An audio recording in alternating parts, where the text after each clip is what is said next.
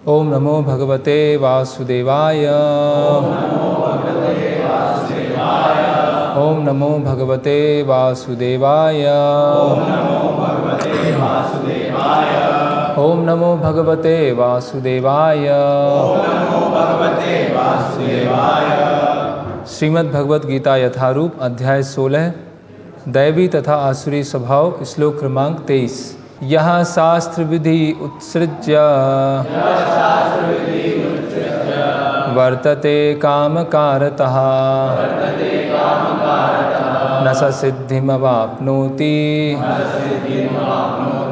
न सुखम न परां गतिम्। अनुवाद एवं तात्पर्य कृष्ण कृपा मूर्ति अभय चरणारविंद भक्ति वेदांत स्वामी श्रील प्रभुपाद जी द्वारा अनुवाद। जो शास्त्रों के आदेशों की अवहेलना करता है और मनमाने ढंग से कार्य करता है, उसे ना तो सिद्धि, ना सुख, ना ही परम गति की प्राप्ति हो पाती है।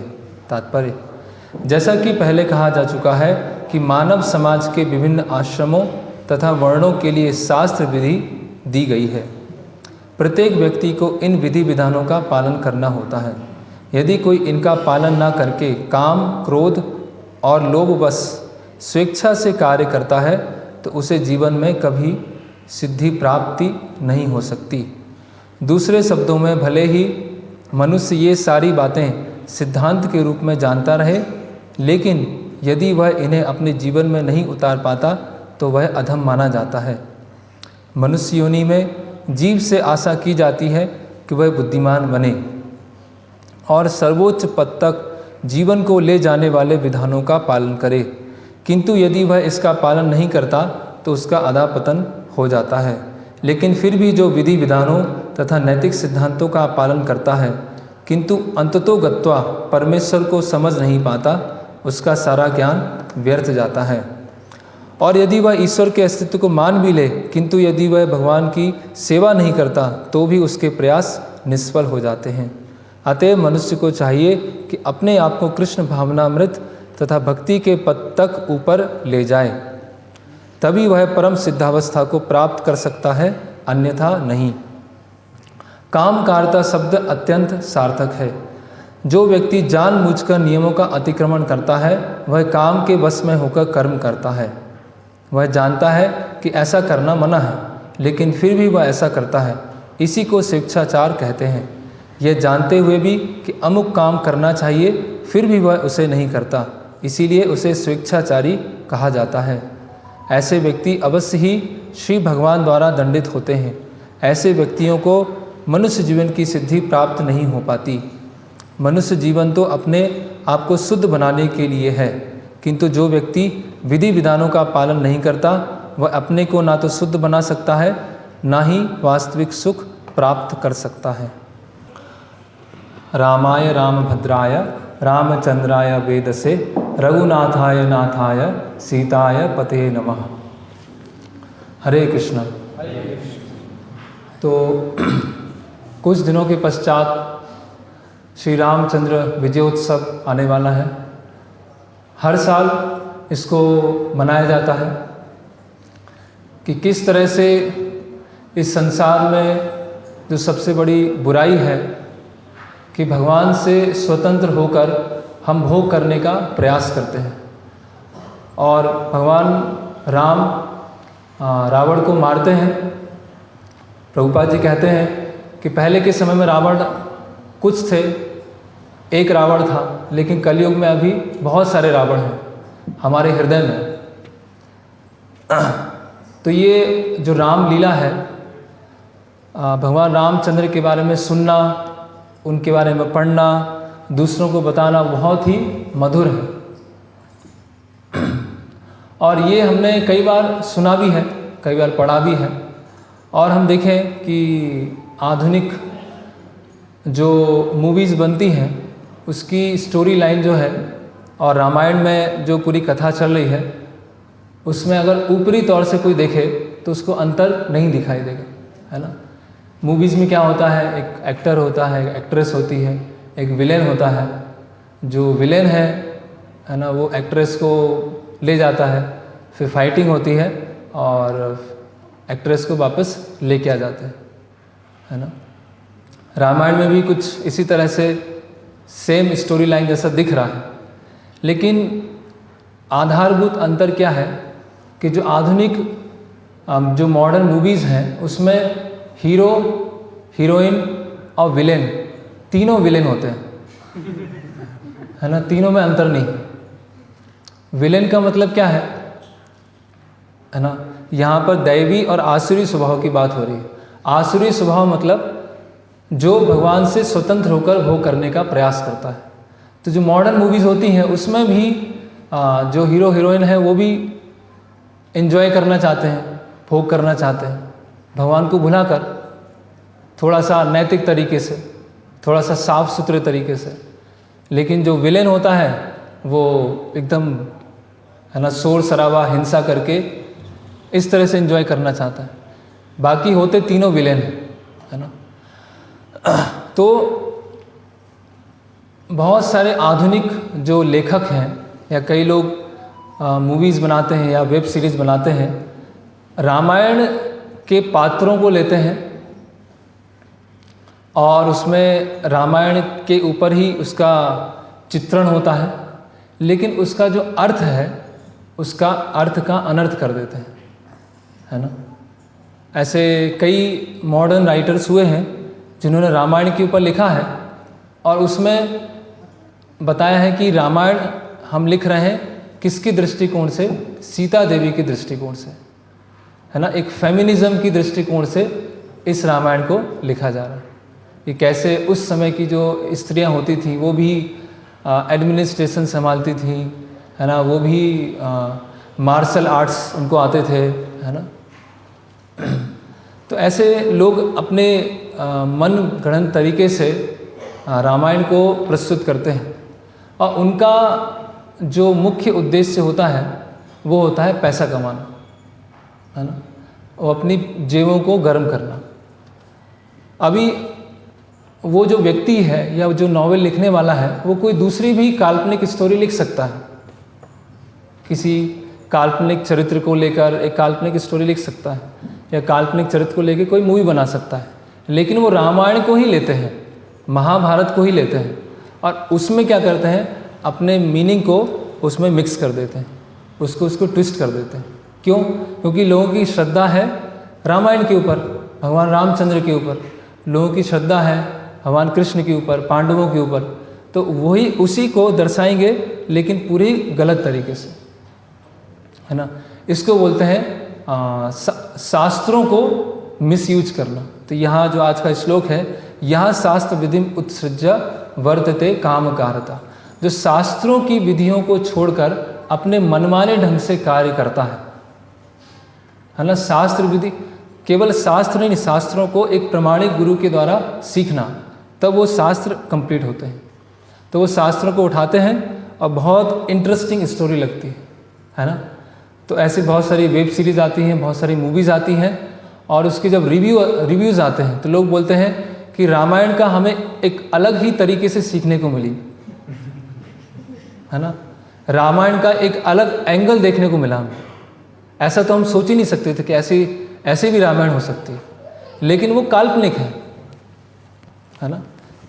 उन टीवी डायरेक्टर या वो जो ऑडियंस है उनसे पूछेंगे कि आपके माता पिता के ऊपर भी हम एक मूवी बनाते हैं नया एंगल देकर, है ना। जो डायरेक्टर है उसके घर पे एक मूवी बनाएंगे जो नया एंगल हो देके होगी, तो वो सही कहलाएगा, वो सार्थक कहलाएगा। तो इस तरह से वो रामायण के चरित्रों को बहुत ही अपराध तरीके से प्रस्तुत करते हैं। तो अभी कुछ समय पहले 2 हफ्ते पहले एक मूवी रिलीज़ हुई जिसका नाम है रावण लीला, है ना। अभी जो लीला शब्द है वो किसके लिए प्रयोग किया जाता है, पहले वो देखते हैं। लीला 2 तरह के जीव होते हैं, बद्ध जीव और मुक्त जीव।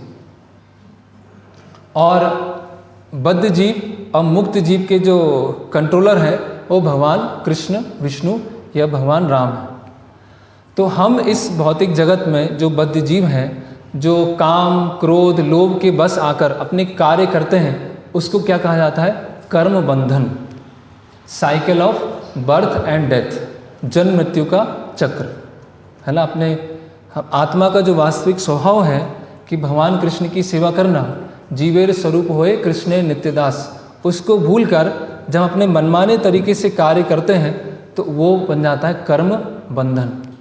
लेकिन जो मुक्त जीव होते हैं, जो प्रकृति के 3 गुण से परे होते हैं, जब वो कोई कार्य करते हैं तो वो भगवान की प्रसन्नता के लिए करते हैं, तो उसको बोलते हैं लीला, है ना। और जो भगवान कृष्ण स्वयं है, भगवान राम जो है, अपने भक्तों के साथ शुद्ध स्तर पर शुद्ध प्रेम का जो आदान प्रदान करते हैं उसको कहते हैं लीला। तो कर्म बंधन है और एक लीला है। तो साधारण जीव जो कार्य करते हैं अपने अनर्थों के कारण, उसको बोलते हैं कर्म बंधन। और भगवान के शुद्ध भक्त और भगवान जो अपने भक्तों के साथ प्रेम का आदान प्रदान करते हैं उसको कहते हैं लीला। और प्रभुपाद जी ट्रांसलेट करते हैं पास्ट टाइम्स। तो अभी ये जो मूवी का टाइटल है इसका नाम है रावण लीला। मतलब रावण क्या कर रहा है? लीला कर रहा है।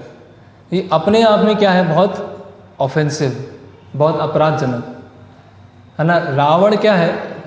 जितने अभी हम देखेंगे रावण के ऊपर कितने श्राप थे। रावण मतलब काम, लस्ट पर्सोनिफाइड, है ना, काम का मूर्तिमान रूप है। और उसने केवल सीता देवी का अपहरण नहीं किया, उससे पहले भी उसने बहुत सारे कुकृत्य किए।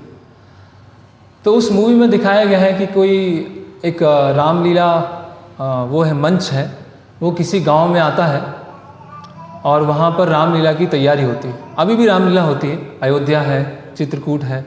दशहरे से 9 दिन पहले चालू हो जाती है और 10वें दिन क्या होता है? श्री रामचंद्र विजयोत्सव, रावण को जलाया जाता है। तो अयोध्या में बहुत फेमस है, कई बहुत सालों से चली आ रही। तो वहाँ पर एक रामलीला करने वाले आते हैं उस मूवी में और गांव में किरदारों को ढूंढ रहे हैं कि कौन राम का रोल करेगा, कौन रावण बनेगा, कौन सीता देवी बनेगी। तो इस तरह से वो किरदार ढूंढना चालू कर देते हैं। और जब एक उसका जो मूवी में जो लीड रोल कर रहा है वो कहता है कि मैं राम का रोल करूँगा, तो उसकी एक्टिंग को चेक किया जाता है और चेक करने के बाद बताया जाता है कि तुम राम का रोल मत करो, तुम रावण का रोल करो, ठीक है। और उसमें जो लीड एक्ट्रेस है उसको रोल मिलता है सीता देवी का। अभी एक्टर है रावण के रोल में और एक्ट्रेस है सीता देवी के रोल में। तो जब रामलीला होती है वहाँ पर मंच पर, तो वो रावण है, सीता है और राम है। तो ये मंच पे चल रहा है। और मंच के जो पीछे है वो क्या है? उसमें दिखाया जा रहा है कि सीता देवी और रावण मिल रहे हैं।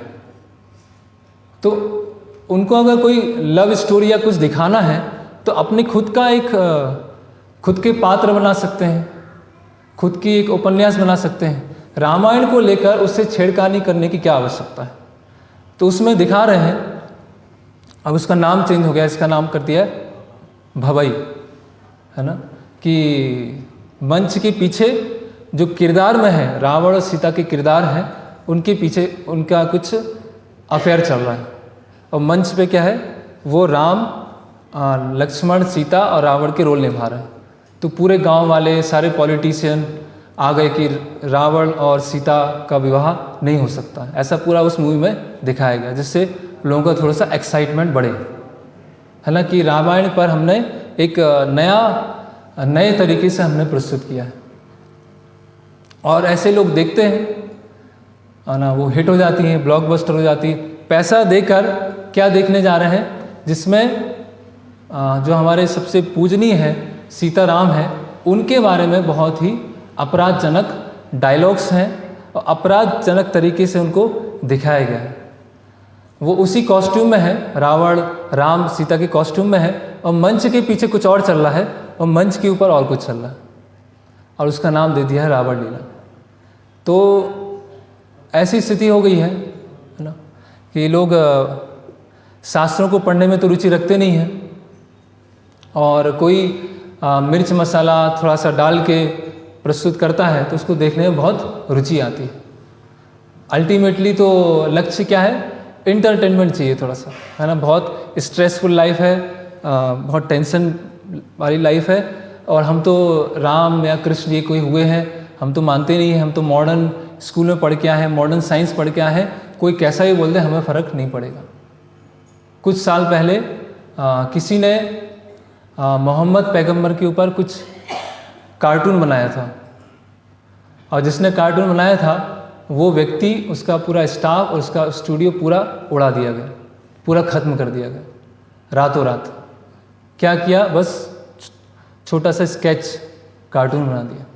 और यहाँ पर हमारे सनातन धर्म में इस तरह से अलग अलग तरह से वेब सीरीज़ या मूवीज़ दिखाई जा रही हैं, और उससे क्या होगा कि जो अभी की जनरेशन है, जो बालक हैं, वो तो रामायण वैसे भी पढ़ते नहीं हैं या कृष्णा कुछ पढ़ते नहीं हैं, तो उनके मन में क्या आएगा कि रामायण ऐसी है। उस मूवी में दिखाया गया राम और रावण में कोई विशेष अंतर नहीं है, दोनों अपनी अपनी जगह सही है। ये भी व्यक्ति सही थे, ये भी अच्छे थे, इनमें भी कुछ कमी थी, इनमें भी कुछ कमी थी। तो आपके ऊपर है चुनना, आप राम भी बन सकते हो और रावण भी बन सकते हो। सोचिए, ये विचारधारा लोगों के मन में डाली जा रही है। तो उस मूवीज़ के कुछ डायलॉग्स हैं, वो हम देखते हैं कि क्या उसमें बताया जा रहा है। तो पहला है कि रावण ने सीता देवी का अपहरण किया। क्यों? शूर्पणखा का अपमान का बदला लेने के लिए, अपनी बहन का अपमान का बदला लेने के लिए रावण ने सीता देवी का अपहरण किया। लेकिन रावण इतना अच्छा व्यक्ति था कि सीता देवी का कभी स्पर्श नहीं किया उसने अशोक वाटिका में, है ना। और उसने उसका कोई गलत इंटेंशन नहीं था, उसकी बहन के अपमान का बदला लिया। तो भाई हो तो रावण जैसा होना चाहिए, है ना। तो इसके ऊपर क्या है, तो ये वाल्मीकि रामायण है, इससे जो भी हम चर्चा करेंगे, ये वाल्मीकि रामायण, इससे हम चर्चा करेंगे। तो शूर्पणखा का अपमान हुआ था, क्या हुआ था, उससे जानने से पहले हम देखते हैं वाल्मीकि रामायण में जो अरण्य कांड है उसमें आता है कि जो शूर्पणखा है वो कहाँ रहती थी, जनस्थान, है ना। उससे पहले और देखते हैं कि जो रावण है सभी क्षेत्रों में जाकर अपना दबदबा बनाना चाहता था, है ना। सभी जगह वो राजा घोषित हो। तो शूर्पणखा का जो पति था उसका नाम था विद्युजह, या एक जगह बताते हैं दुर्बुद्धि। दुर्बुद्धि उसके पति का नाम था। तो रावण ने जब देखा कि दुर्बुद्धि की बुद्धि बढ़ती जा रही है, उसका प्रभाव बढ़ता जा रहा है, तो रावण ने क्या किया, शूर्पणखा के भाई को मार दिया। ठीक है। तो शूर्पणखा रावण के पास जाती है और रावण के सामने रोती है, और रावण क्या करता है कि बोलता है आप जन स्थान जाओ। दंडकारण्य में एक जन स्थान है जहाँ उसके भाई हैं खरदूषण, उनके साथ में रहना। तो शूर्पणखा वहाँ पहुँच जाती है। फिर कुछ सालों के पश्चात जब भगवान राम अपने वनवास के समय वहाँ पर आते हैं दंडकारण्य में, तो वहाँ पर रुकते हैं। तो शूर्पणखा एक बार ऐसे घूम रही थी, तो जब वो देखती है, भगवान राम को देखती है, तो उनकी जो सुंदरता है, उनके जो बल है ना, उनका से आकर्षित हो जाती है और भगवान राम के पास जाती है ना। तो भगवान राम समझाते हैं और लक्ष्मण जी के पास भेज देते हैं। लक्ष्मण जी बोलते हैं मैं तो सेवक हूँ, है ना, तो सेवक की दासी बनने से अच्छा नहीं है, तो स्वामी उनके पास जाओ। तो शूर्पणखा फिर जाती है, तो वो देखती है कि ये सब मुझे क्या कर रहे हैं, इधर से उधर ही भेज रहे हैं। और उसका कारण कौन है, ये राम की पत्नी सीता। तो उसको क्या मैं करती हूँ, अभी इसमें लिखा है, ये अरण्यकांड 18वां अध्याय और 16वां श्लोक, इसमें बता रही है अद्य इमं भक्ष्यामि पश्चता तव मानुषम त्वया सह चरिष्यामि निष्पत्ना यथा सुखम। बता रही है कि अभी मैं तुम लोगों के सामने इस स्त्री को खा जाऊंगी, है ना, इसके टुकड़े टुकड़े करके मैं खा जाऊंगी, और उसके पश्चात मैं तुमसे विवाह करूंगी, और जिससे और कोई पत्नी तुम्हारे साथ नहीं होगी। तो इस तरह से जब शूर्पणखा सीता देवी पर आक्रमण करने का प्रयास करती है, तो भगवान राम लक्ष्मण जी को क्या कहते हैं कि इसके नाक और कान काट लो। ठीक है, तो अपमान, पहली बात तो अपमान नहीं किया है भगवान ने, क्या किया है, आत्मरक्षा। सीता देवी पे कोई आक्रमण कर रहा है तो वो आत्मरक्षा है, और वहाँ पर मारा भी जा सकता था, लेकिन भगवान ने मारा नहीं, क्योंकि वो कौन है, स्त्री है। तो पहली बात तो सामने से आया कौन, शूर्पणखा स्वयं आई। ठीक है, अभी शूर्पणखा क्या करती है, अपने भाइयों के पास जाती है, खरदूषण के पास में जाती है, और जो खरदूषण है 14,000 सैनिकों को लेकर आते हैं आक्रमण करने। शूर्पणखा रावण के पास नहीं जाती है। क्यों नहीं जाती है, क्योंकि उसके पति को ही रावण ने मारा था। तो खरदूषण और 14,000 सैनिक आते हैं, और भगवान राम 2 घंटे के अंदर सबको मार देते हैं अकेले। और जैसे ही 2 घंटे के अंदर सबको मार देते हैं, तो शूर्पणखा और ज़्यादा चिंतित हो जाती है कि अब क्या होगा, बदला लेना था ना, प्रतिशोध। और उसी बीच क्या होता है, जो 14,000 सैनिकों में से एक सैनिक होता है जिसका नाम था अकम्पन। वो अकम्पन क्या होता है, उस सेना से निकल जाता है और रावण के पास पहुंचता है ना, और रावण के पास पहुंच के बताता है कि ऐसा ऐसा हुआ है, और आपके दोनों भाइयों को, 14,000 सैनिकों को वहाँ पर मार दिया गया है। तो रावण को क्रोध आ जाता है कि ठीक है, अभी मैं देखता हूँ, राम लक्ष्मण को मार के आता हूँ। तो अकम्पन समझाता है कि वो साधारण मनुष्य नहीं है ना, तो सोच समझ के जाना। तो रावण जाता है मारीच के पास, और रावण मारीच के पास पहुंचता है, और मारीच से बोलता है कि मुझे आप सहायता करो सीता का अपहरण करने में। तो मारीच बोलता है कि मुझे रा शब्द सुन के ही डर लगता है, राम सुन के नहीं, जहाँ भी रा भी लिखा है उससे मैं डर जाता हूँ, क्योंकि राम ने ही मुझे बहुत समय पहले तीर से 800 योजन दूर फेंका था, है ना, और जिसने भी तुमको सलाह दी है सीता देवी का अपहरण करने का, वो तुम्हारा सबसे बड़ा दुश्मन है, तो इसीलिए तुम यहाँ से लौट जाओ। तो रावण क्या होता है, वहाँ से लौट जाता है। अभी जो शूर्पणखा है वो जंगल में ऐसे घूम रही, एकदम परेशान कि अब क्या किया जाए, कैसे बदला लिया जाए, है ना। रावण से ही बदला लेना है और राम से ही बदला लेना है। तो क्या करते हैं, दोनों दुश्मनों को आपस में मिला देते हैं। दोनों में से एक ना एक तो मरेगा, तो किसी का बदला तो हो ही जाएगा।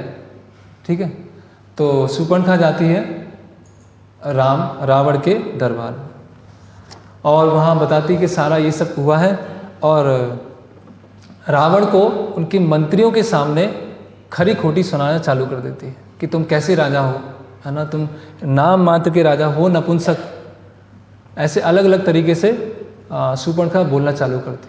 तो रावण का क्रोध बढ़ जाता है, बोले क्या हुआ, बोले राम लक्ष्मण अभी तक जीवित हैं। बोले ठीक है, मैं अभी जाता हूँ। तो फिर उसके मन में विचार आता है कि ये तो ठीक नहीं है, मनुष्य हैं, और ठीक है उन्होंने मार दिया मेरे भाइयों को, तो कोई बात नहीं। फिर रावण चुपचाप हो जाता है। फिर अब सोचती है शूर्पणखा क्या किया जाए, इतना सब मंत्रियों के सामने भी रावण का पूरा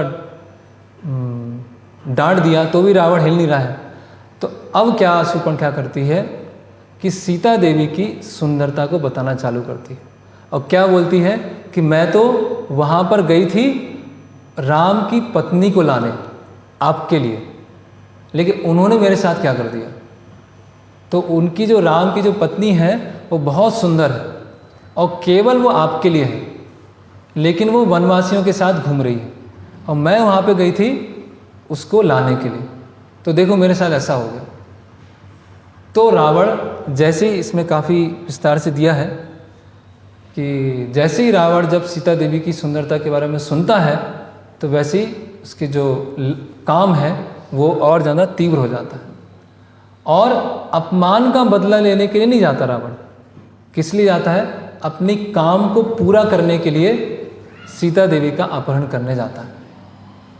तो ये गलत तरीके से मूवी में प्रस्तुत किया जा रहा है कि शूर्पणखा के अपमान का बदला लेने के लिए रावण ने ऐसा किया। वो अपने काम वासना को पूरा करने के लिए सीता देवी का हरण करता है। पहला ये। फिर इसमें आता है कि जो रावण था इतना अच्छा था कि उसने सीता देवी का स्पर्श भी नहीं किया, केवल अपमान का बदला ले लिया, है ना। अशोक वाटिका में सीता देवी 1 साल थी और रावण ने कुछ भी नहीं किया, है ना।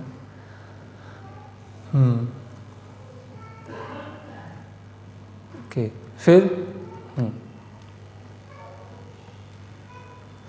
तो रावण जो था उसको बहुत लोगों से श्राप था, अलग अलग लोगों से श्राप था। उसके बारे में हम देखेंगे। तो एक श्राप किससे था?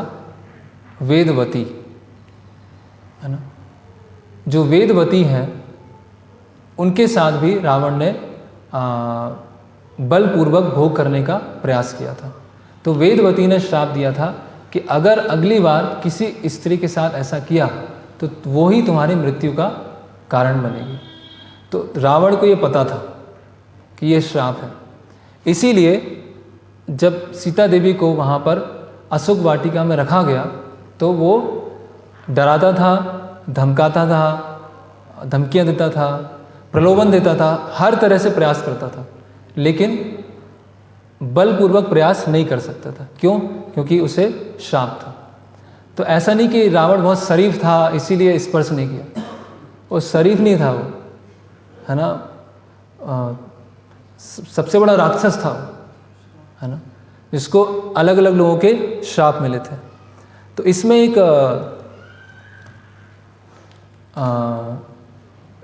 एक कॉन्सेप्ट आता है छाया सीता। अगर आप में से किसी ने सुना हो तो छाया सीता। तो वाल्मीकि रामायण में छाया सीता के बारे में वर्णन नहीं है। वाल्मीकि रामायण ही प्रमाणिक है और वाल्मीकि रामायण के आधार पर जो रामायण लिखी गई है वो प्रमाणिक है। और वेद व्यास जी ने भी कुछ पुराणों में रामायण का वर्णन किया है, जैसे कि एक ब्रह्मांड पुराण है जिसमें रामायण का वर्णन किया गया है, जिस रामायण को बोलते हैं अध्यात्म रामायण, वो प्रमाणिक है। इसके अलावा कूर्म पुराण है, उसमें रामायण के बारे में वर्णन किया गया। तो वहाँ पर ये छाया सीता के बारे में आता है। ये छाया सीता कौन है?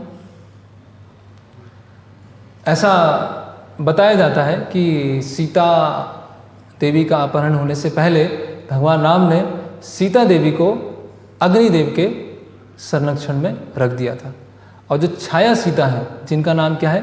वेदवती, वो रावण अपहरण करके ले गया था, है ना। तो ये कूर्म पुराण और ब्रह्मांड पुराण में इसका वर्णन आता है। इसके अलावा और प्रमाण क्या है कि छाया सीता है? तो तिरुपति में जो बालाजी का मंदिर है, वहाँ पर बालाजी के गुणगान में बहुत सारे श्लोक वहाँ पर ऐसे रिसाइट किए जाते हैं। और उन श्लोकों में कुछ श्लोक ऐसे हैं कि जो वेदवती हैं भगवान राम से त्रेता युग में विवाह करना चाहती थी। वो भी भगवान की शक्ति है, जैसे सीता देवी एक शक्ति है। तो भगवान राम कहते हैं कि मैंने तो इस अवतार में एक पत्नी व्रत लिया है, तो आगे चल के मैं आऊँगा तब मुझसे विवाह होगा। तो जब भगवान वेंकटेश के रूप में आते हैं, बालाजी के रूप में आते हैं, तो जो छाया सीता है वो किसके रूप में आती हैं? पद्मावती के रूप में आती हैं। तो वहाँ पर जो वेंकटेश हैं या श्रीनिवासन हैं, उनका विवाह किससे होता है? पद्मावती और लक्ष्मी जी से। तो जो पद्मावती हैं वो वेदवती हैं और लक्ष्मी जी हैं वो सीता देवी।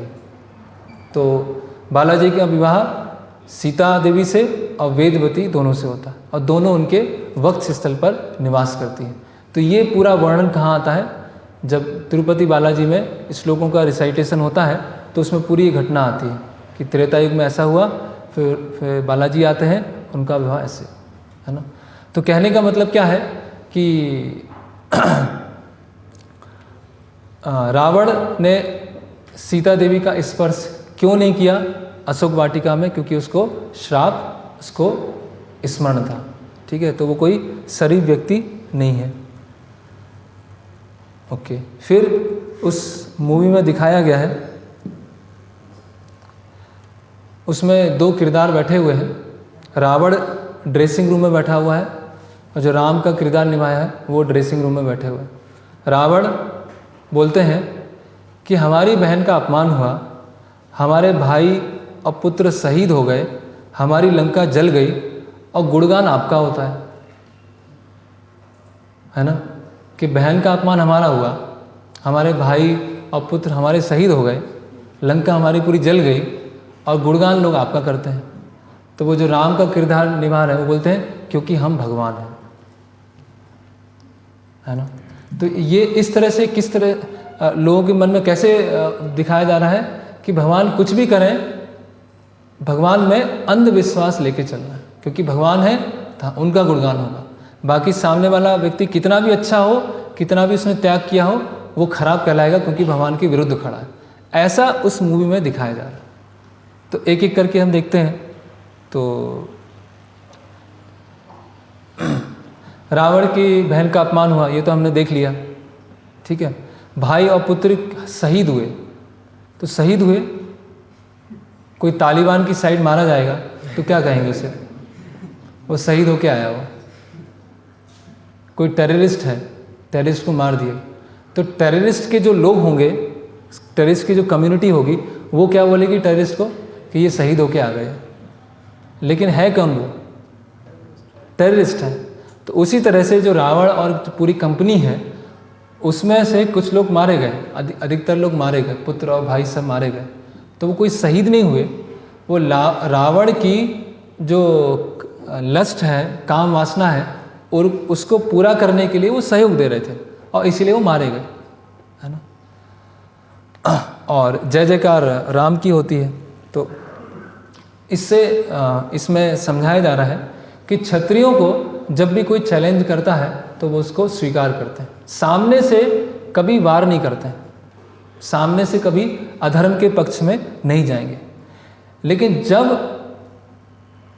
भगवान राम यहाँ तक कि जैसे यहाँ एक एक करके इंसिडेंट बताए जा रहे हैं कि रावण सीता देवी का अपहरण किया, है ना, लंका में ले गया, और उसके पश्चात जो विभीषण हैं भगवान राम की शरणागति लेने आते हैं, तो भगवान राम उस समय क्या कहते हैं कि अगर आज रावण भी मेरी शरण ले ले तो उसके सारे अपराध मैं क्षमा कर दूँगा,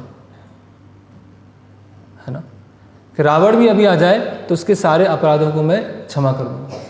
तो ऐसा नहीं कि भगवान कुछ भी करेंगे, भगवान गलत करेंगे उनकी जय जयकार होगी। भगवान का ये महान गुण है ना। भगवान किनकी स्तुति से यहाँ पर आए?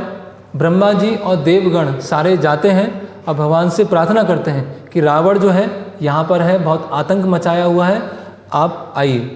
तो भगवान विष्णु जो हैं मानव रूप लेकर और अपने 3 भाइयों के साथ यहाँ पर आते हैं और 14 साल के वनवास में कांटों पर चल रहे हैं, बहुत सारे भक्तों के साथ आदान प्रदान कर रहे हैं। वानर हैं, सबरी हैं, जटायु हैं, निषाद राज हैं, उनके साथ प्रेम का आदान प्रदान कर रहे हैं।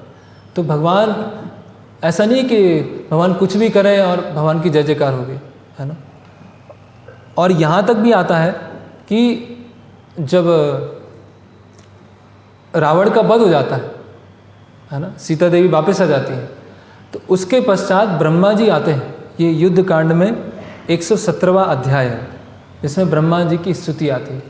तो ब्रह्मा जी वहाँ पर आते हैं और भगवान राम का गुणगान करते हैं कि आप साक्षात नारायण हैं, आपके लिए रावण को मारना कोई बड़ी बात नहीं थी, है ना। तो भगवान राम वहाँ विनम्र रहते हुए बोलते हैं कि अपने आप को नारायण की तरह प्रस्तुत करना नहीं चाहते, अपने आप को भगवान की तरह प्रस्तुत करना नहीं चाहते। वो किस तरह से प्रस्तुत करना चाहते हैं कि मैं दशरथ पुत्र हूँ, है ना, मैं भक्त वत्सल हूँ, भगवान की तरह प्रस्तुत करना नहीं चाह रहे। तो भगवान तो स्वयं इतने विनम्र हैं कि वो अपनी भगवत्ता नहीं दिखाना चाहते। और ये जो मूवी है इसमें इस तरह से दिखाया गया है कि रावण हीरो है और भगवान राम विलेन है। तो हम सोच सकते हैं कि आजकल का समाज कैसा हो गया।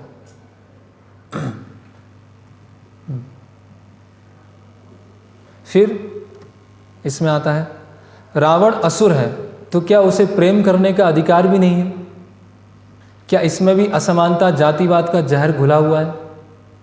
तो रावण को भी तो प्रेम करने का अधिकार है ना, है ना? और इसमें भेदभाव क्यों कर रहे हैं? हम देखते हैं कि कई जगह रावण की पूजा की जाती है ना? रावण की पूजा की जा रही है, महिषासुर की पूजा की जा रही है, उनको भगवान की तरफ पूजा जा रहा है। तो ऐसे समाज में कौन पैदा होंगे? ऐसे कुंभकर्ण और मेघनाथ जैसे लोग ही पैदा होंगे जो रावण के सहयोगी थे।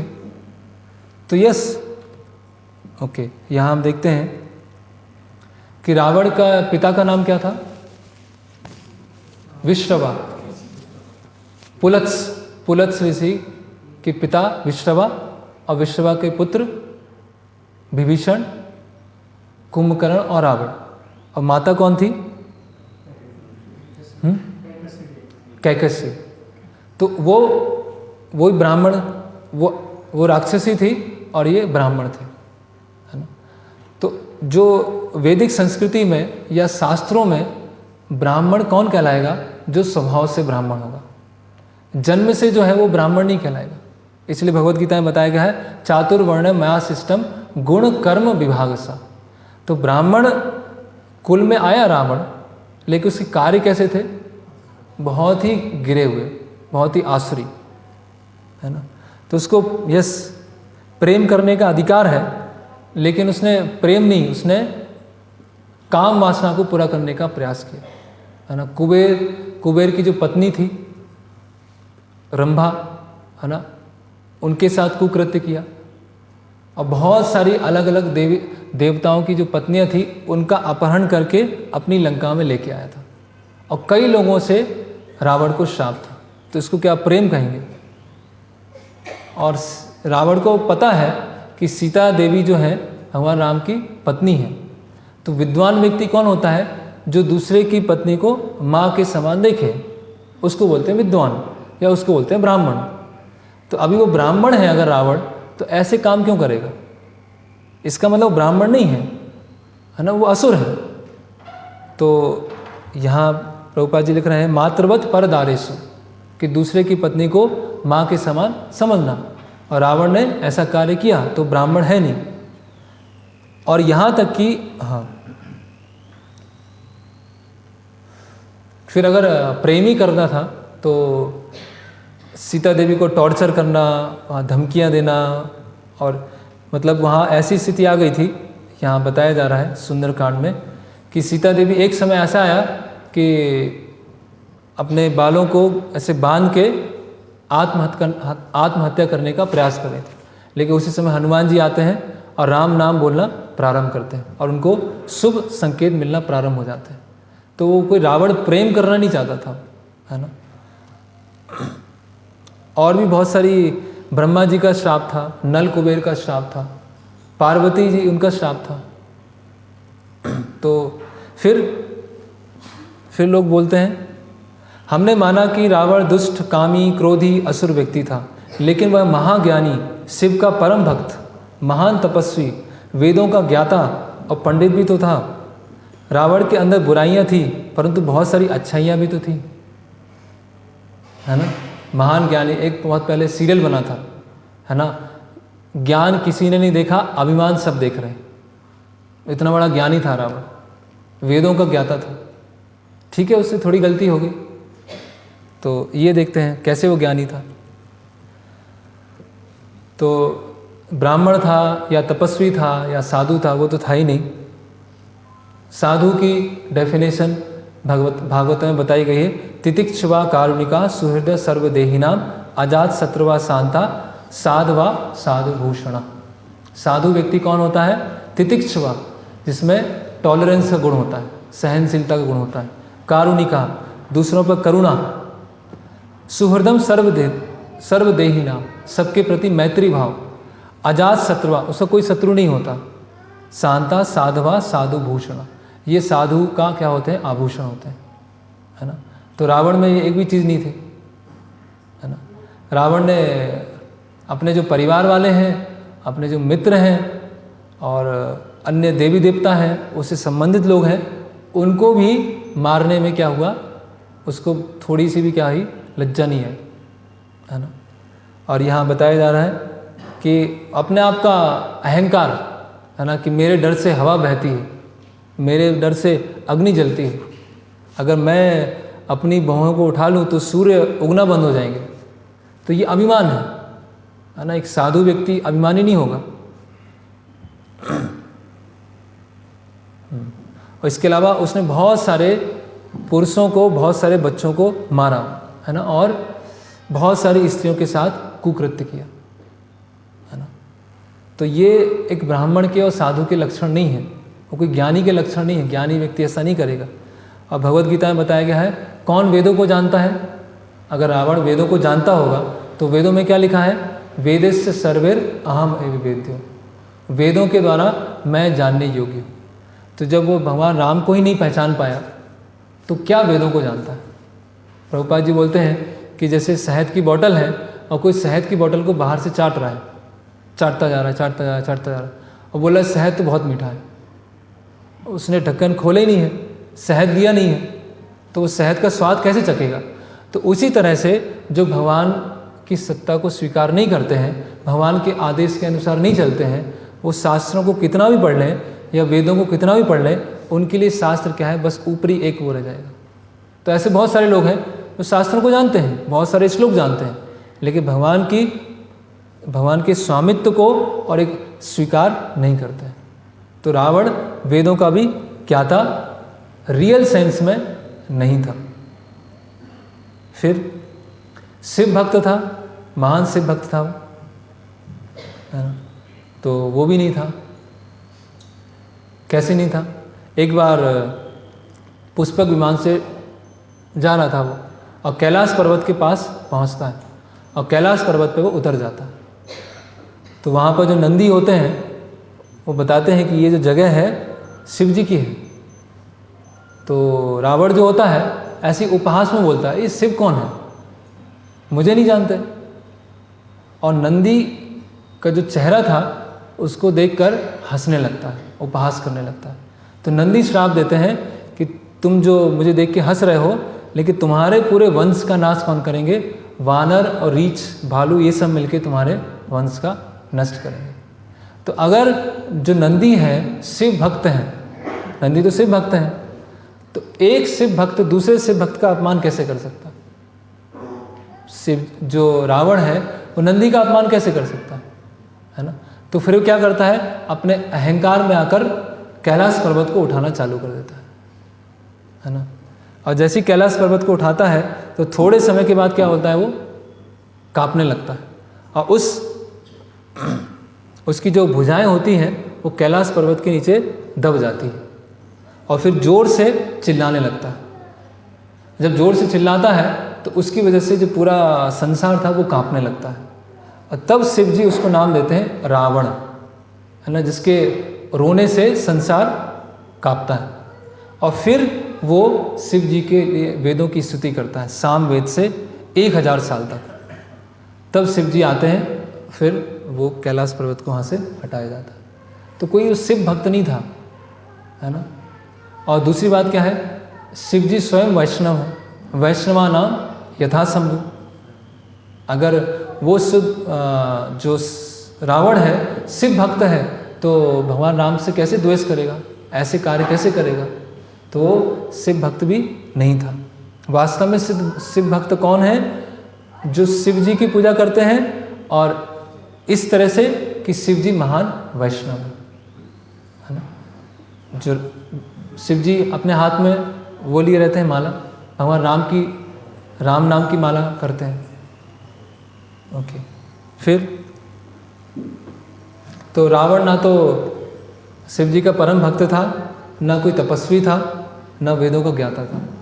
फिर एक कहावत है, पाप से घृणा करो, पापी से नहीं। इसलिए रावण की बुराइयों से घृणा करो, रावण से नहीं। हर वर्ष उसका पुतला क्यों जलाते हो, है ना। Hate the sin not Sinner.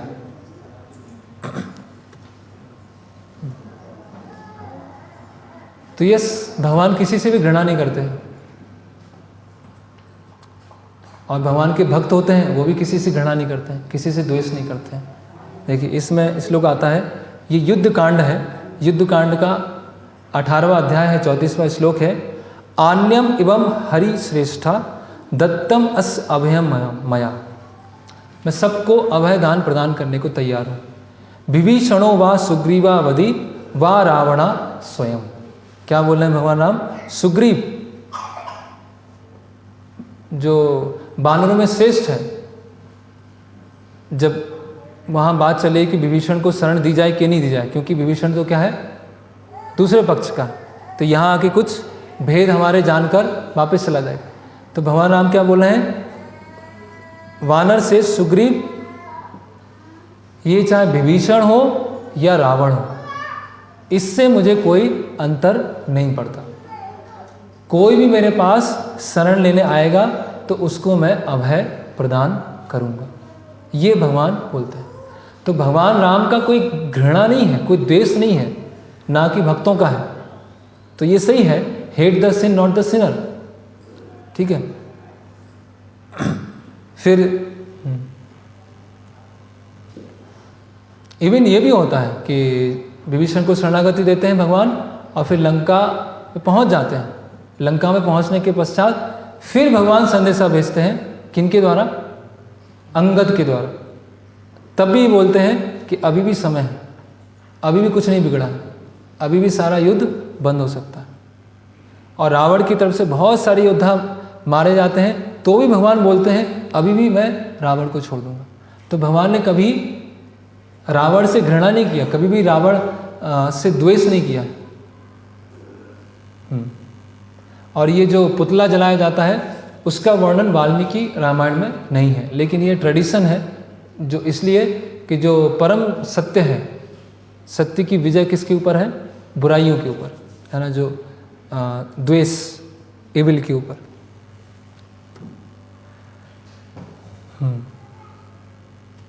Okay, फिर अगला आरोप आता है, ये इस मूवी में नहीं है लेकिन एक इंटरव्यू में आया था कि मुझे रावण जैसा भाई चाहिए, राम जैसा पति नहीं चाहिए,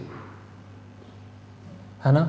रावण इतना अच्छा भाई था कि अपनी बहन की रक्षा के लिए खुद का बलिदान कर दिया, और रावण ऐसे पति हैं कि थोड़ा किसी ने कुछ बोला कि कुछ अपमानजनक बात बोली और सीता देवी को अपने राज्य से निकाल दिया, त्याग कर दिया। सोचिए, ऐसे ऐसे लोग हैं समाज में। जो भगवान राम मर्यादा पुरुषोत्तम, जो हर चीज़ में आदर्श हैं, जिनमें किसी भी तरह का कोई कलंक हो ही नहीं सकता, कोई भी तरह का दाग नहीं हो सकता है, उनके ऊपर भगवान इस तरह से आरोप लगाते हैं। लोग भगवान के ऊपर आरोप लगाते हैं।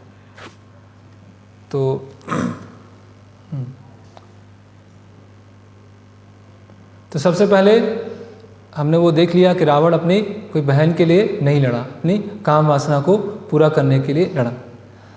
तो भगवान ने सीता देवी को अपने राज्य से निकाला। तो भगवान क्या है? हर चीज़ में आदर्श है, ठीक है। तो बाल कांड में भगवान बता रहे हैं कि एक आदर्श शिष्य और आदर्श पुत्र कैसा होता है। अयोध्या कांड में बता रहे हैं कि आदर्श भाई और आदर्श पुत्र कैसा है। अरण्य कांड में बता रहे हैं कि आदर्श पति और आदर्श संरक्षक क्या होता है। किष्किंधा कांड में बता रहे हैं कि आदर्श मित्र कौन है। सुंदर कांड में बता रहे हैं कि आदर्श प्रेमी कौन है। युद्ध कांड में आदर्श योद्धा और उत्तर कांड में आदर्श राजा। अभी भगवान किसके रोल में आ गए हैं? आदर्श राजा। तो उनके लिए अभी परिवार केवल वो नहीं है कि उनके जो परिवार के लोग हैं, अभी उनके लिए परिवार क्या हो गया है? उनकी पूरी प्रजा हो गई है। तो उनको आदर्श राजा का रोल निभाना है। तो उत्तरकांड में आता है कि जब सीता देवी भगवान राम के सामने व्यक्त करती हैं, जब गर्भ धारण होता है सीता देवी को, तो उस समय वो व्यक्त करती हैं कि मुझे पास के किसी आश्रम में जाकर जो ऋषि मुनि की पत्नियां हैं उनका संग लेना है, कुछ समय उनके साथ में बिताना है। तो भगवान राम बोलते हैं कि हाँ, ये मैं वचन जरूर पूरा करूँगा आगे चल के। तो भगवान ने स्वयं वचन दिया था। दूसरा है, भगवान राम के एक मित्र होते हैं जिनका नाम होता है भद्र। वो आते हैं और बताते हैं कि पूरे राज्य में बहुत सारी अफवाहें फैली हुई है ना। एक धोबी के घर में ऐसी अफवाह फैली हुई और धोबी के द्वारा सब जगह वो अफवाह पहुंच रही है ना कि जो सीता देवी हैं वो इस तरह से 1 साल लंका में रह के आई हैं, उसके पश्चात भी हमारे राजा ने स्वीकार कर लिया। अपनी पत्नी से कितना उनको आसक्ति है, कितना मोह है। अभी राजा ने ऐसा किया है तो प्रजा भी सब ऐसा करेगी और फिर राज्य का क्या होगा, पूरा राज्य ही खराब हो जाएगा। जो इक्ष्वाकु वंश है, वो सूर्य वंश है, उसमें ऐसी स्थिति आ जाएगी। तो भगवान ने अपना सम्मान बना रहे उसके डर से सीता देवी का त्याग नहीं किया। पहले हमें ये समझना चाहिए, है ना। भगवान की जो लीलाएं होती हैं बहुत ही गुह्य होती हैं, है ना। उनको केवल हम टीवी सीरियल में देखकर या कोई मूवी में देखकर या किसी ने बता दिया वैसे हम उसको हम नहीं जान पाएंगे और उसको हम गलत समझ लेंगे। ये बहुत ही क्या बोलते हैं, बहुत ही मतलब गुह्य पास टाइम है भगवान की, जिसको साधारण जीव तो समझ ही नहीं सकते।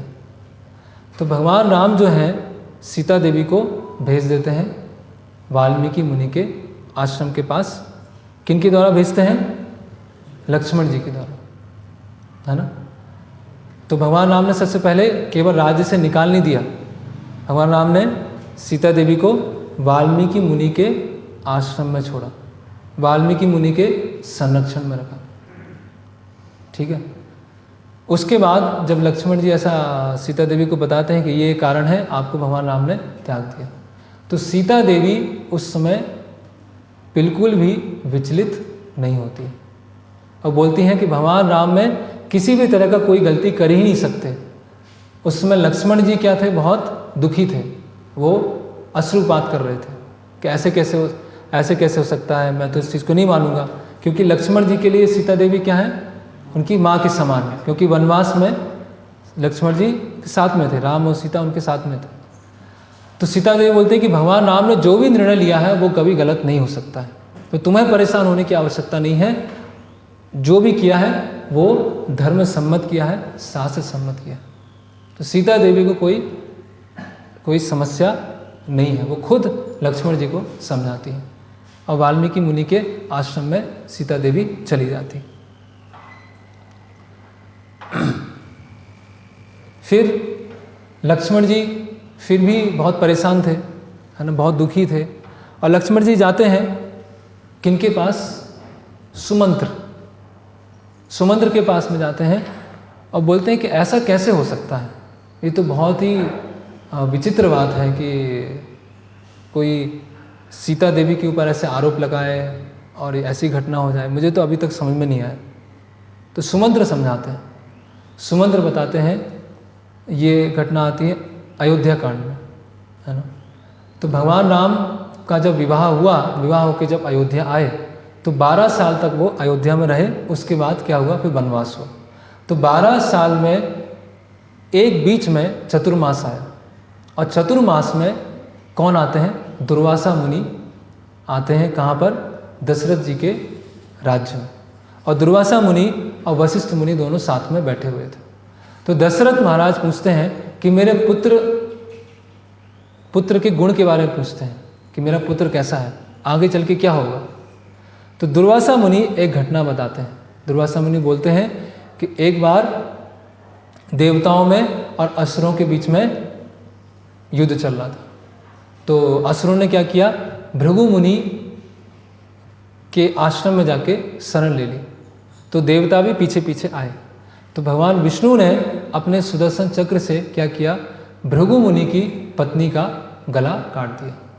और उससे गुस्से में आकर भृगु मुनि ने भगवान विष्णु को श्राप दे दिया कि जैसे आपने मुझे अपनी पत्नी से अलग किया है, ऐसे ही एक अवतार में आप अपनी पत्नी से अलग होंगे। ये भृगु मुनि ने श्राप दिया था। ये कौन बता रहे हैं, वशिष्ठ मुनि दशरथ महाराज को बता रहे हैं। उसी सभा में सुमंत्र बैठे हुए हैं और सुमंत्र बता रहे हैं लक्ष्मण जी को। फिर भृगु मुनि को बहुत पश्चाताप होता है कि ये मैंने क्या कर दिया, है ना। ब्राह्मण तो क्या है, स्वयं भगवान विष्णु की पूजा करते हैं और मुझसे इतनी बड़ी गलती हो गई तो मैं श्राप वापस लेता हूँ। तो भगवान विष्णु बोलते हैं कि नहीं, आपको श्राप वापस लेने की आवश्यकता नहीं है, है ना। ये श्राप तो आपका एक जस्ट एक माध्यम बना है, लेकिन मुझे खुद ऐसी लीला करनी थी। तो ये सब पूरा एक योजना है भगवान की, है ना। फिर उसके बाद जब भगवान अश्वमेध यज्ञ करते हैं, अलग अलग तरह से बहुत बड़े बड़े यज्ञ करते हैं, तो यज्ञ में भगवान अकेले तो नहीं बैठ सकते, मतलब पत्नी भी होना चाहिए, तभी यज्ञ पूरा होगा। तो भगवान क्या करते हैं, सोने की सीता बना के रखा जाता है। अगर सीता देवी में थोड़ा सा भी कुछ कलमश होता, थोड़ी भी त्रुटि होती, तो भगवान दूसरा विवाह कर सकते थे, क्योंकि इतना बड़ा यज्ञ करने वाले हैं, अश्वमेध यज्ञ। तो अगर सीता देवी में कोई भी त्रुटि है तो किसी दूसरे से विवाह करते, लेकिन उन्होंने क्या किया, सीता देवी का सोने की मूर्ति बनाई और उसी के साथ में बैठ के जितने भी यज्ञ थे उन्होंने किए, है ना। फिर और जब जो उत्तरकांड में आता है कि जब सीता देवी वापस भगवान राम के महल में आती हैं, तो भगवान राम सभी के सामने, सारे अयोध्यावासी, सारे देवी देवता उनके सामने बोलते हैं कि आप अपनी पवित्रता को प्रूफ करके बताइए, सिद्ध करके बताइए। अभी भगवान को पता है, क्योंकि भगवान स्वयं यज्ञ उस समय कर रहे हैं, किस लिए, सीता देवी का गुणगान करने के लिए सबके सामने ऐसा सीता देवी से कह रहे हैं, है ना। इसीलिए वाल्मीकि मुनि बताते हैं कि रामायण जो है उसमें राम की कथा नहीं है, उसमें सीता देवी की कथा है। राम का चरित्र का गुणगान है, लेकिन उससे अधिक जो गुणगान किनका है, सीता देवी का है। तो वो सीता देवी में कैसे कोई कलंक आ सकता है। तो जब सीता देवी बोलती हैं कि मैंने किसी भी समय मन से भी राम के अलावा किसी का चिंतन अगर नहीं किया है, तो ये पृथ्वी भूमि मुझे अपनी गोद में ले ले। तो भगवान राम वहाँ सीता देवी का स्वयं गुणगान कर रहे हैं। फिर अंतिम समय में जब भगवान राम अपने आध्यात्मिक लोक में जाते हैं, अयोध्या में जाते हैं, तो साथ में सीता देवी, भूदेवी और श्री देवी के रूप में उनके साथ में अयोध्या वापस चली जाती हैं। ये उत्तरकांड में लास्ट में आया। तो कोई जो महामूर्ख व्यक्ति होगा वही ऐसा बोलेगा कि मुझे भाई चाहिए तो रावण जैसा चाहिए और राम जैसा मुझे पति नहीं चाहिए। ऐसे समाज में इस तरह से ऐसा भाई चाहिए, है रावण जैसा, जो इतनी सारी स्त्रियों के साथ कुकृत्य किया, ऐसा भाई चाहिए, है ना, जिसने लोगों के घर जला दिए हैं, कई लोगों को मरवाया है, ऐसा भाई चाहिए। तो समाज में अभी ऐसा क्यों हो रहा है? क्योंकि ऐसी मूवीज़ आती हैं, ऐसी वेब सीरीज़ आती हैं, लोग उसमें एंटरटेनमेंट लेते हैं और फिर रावण बनना चाहते हैं, छोटे रावण बनेंगे और फिर वही करेंगे, उसको शान समझा जाता है ना। रावण बनना आजकल शान हो गया, गर्व की बात है। और राम कोई बनेंगे, एक आदर्श चरित्र होगा, तो उनको कैसे समझा जाएगा, अरे ये तो बहुत ऐसे ही है, बहुत सीधा है, तो है ना, बहुत तो ऐसे ही है। और जो एकदम गुस्सैल वाला होगा, बहुत ज़्यादा क्रोध करने वाला होगा, बहुत ज़्यादा द्वेष करने वाला होगा, उसको क्या समझेंगे, हाँ ये व्यक्ति सही है, ये समाज में चल पाएगा। तो क्या कर सकते हैं अभी? फिर कोई भी व्यक्ति रावण अपनी मर्जी से नहीं बनता, कठिन परिस्थिति, संघर्ष, अपमान, पीड़ा उसे रावण बनाती है। ये भी फिल्म का डायलॉग है, सुना आप लोगों ने, कि कोई अपने व्यक्ति से रावण नहीं बनता, है ना। तो रावण के साथ तो ऐसा संघर्ष, अपमान, पीड़ा ऐसा तो कुछ था नहीं।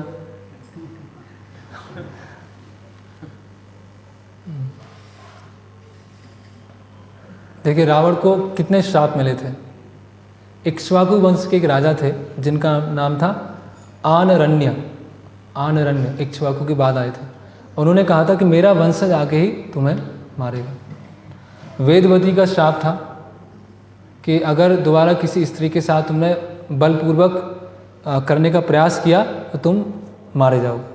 फिर पार्वती जी का श्राप था कि कैलाश पर्वत को उठाया रावण ने, और जब पर्वत हिलने लगा तो पार्वती जी ने श्राप दिया कि एक स्त्री तुम्हारे मृत्यु का कारण बनेगी। फिर नंदी ने श्राप दिया कि जब नंदी को हंस कर उसने उपहास किया तो नंदी ने बोला कि बानर जो है तुम्हारे मृत्यु का कारण बनने वाले हैं। और फिर नल कुबेर, रंभा और पुंजक स्थली, इन्होंने भी श्राप दी। तो ऐसे इतने सारे दुर्गुण थे। फिर एक मूवी आई थी, इसका नाम था रावण। रावण को बार बार लोग इसलिए जलाते हैं क्योंकि उन्हें पता है कि रावण कभी नहीं मरता,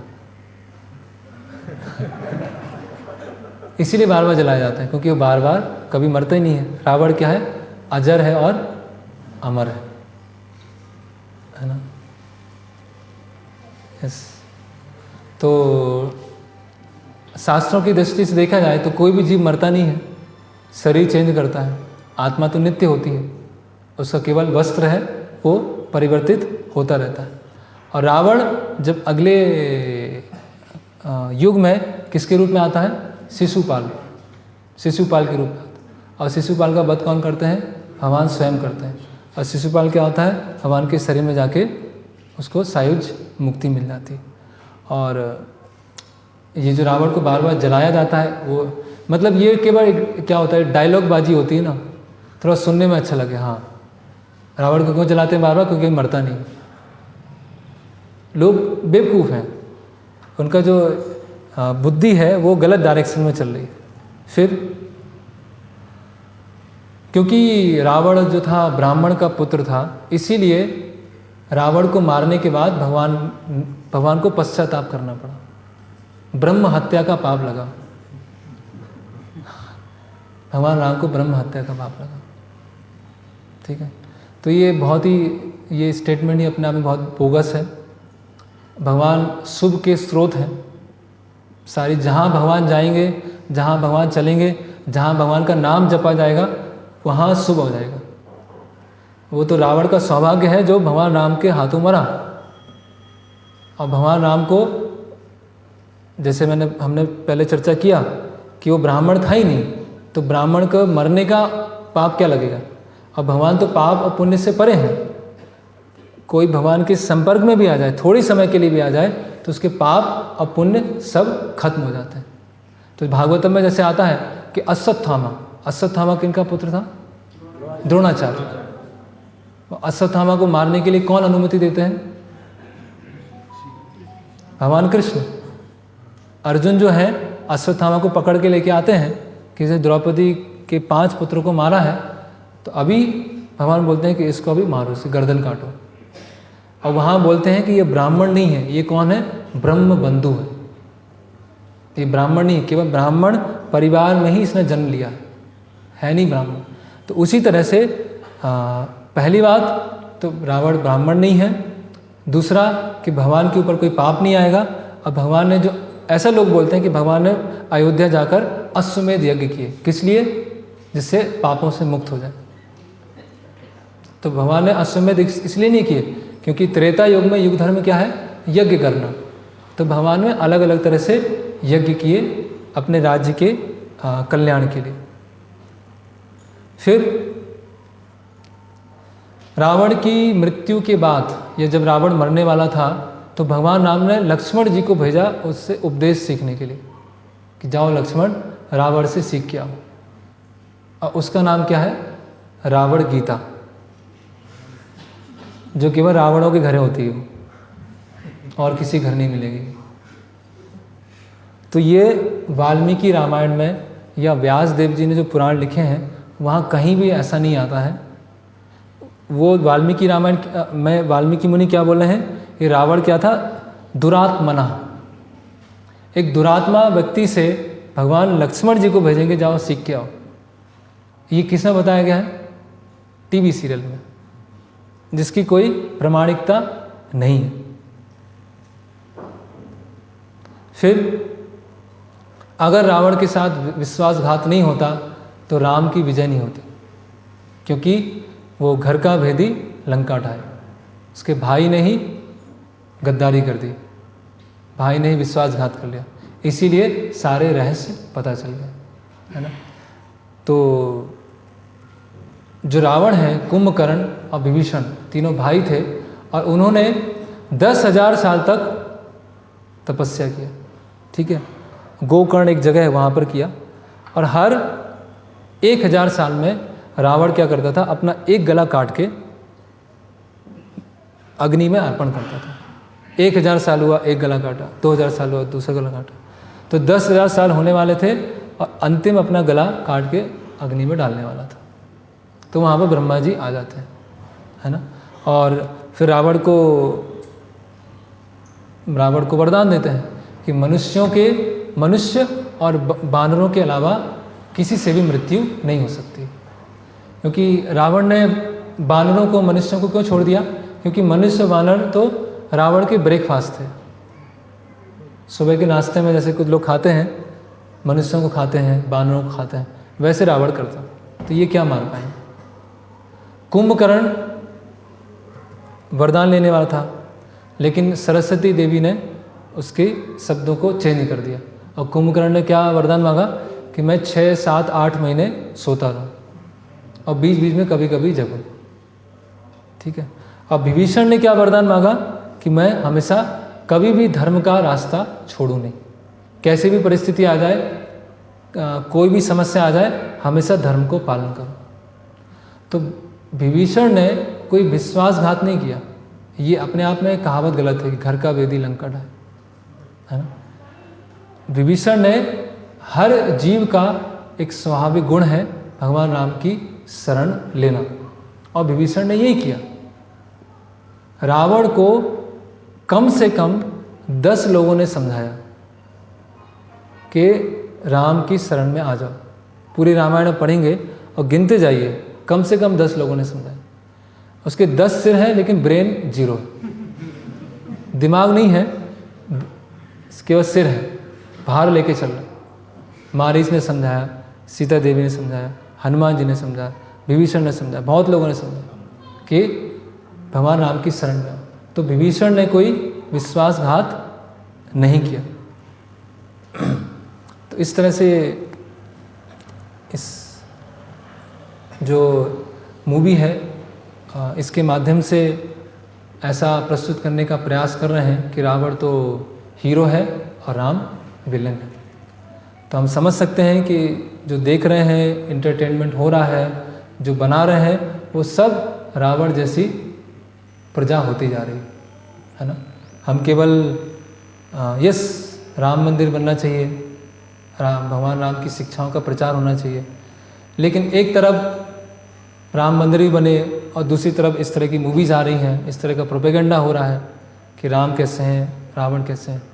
तो कहने का मतलब क्या होगा, वो केवल भगवान राम के लिए क्या हो जाएगी, एक लिप सर्विस हो जाएगी, है ना, एक बाहर से, है ना, जय श्री राम, जय सिया राम, वो हम कहेंगे, लेकिन हम भी उस समाज के भाग हैं जिस समाज में जो हमारे मतलब आदि माता पिता हैं, भगवान श्री राम, सीता देवी, उनके विरुद्ध कोई ऐसा मूवी बना रहा है, ऐसे डायलॉग लिख रहा है और इस तरह से गलत तरीके से उसमें दिखाया जा रहा है।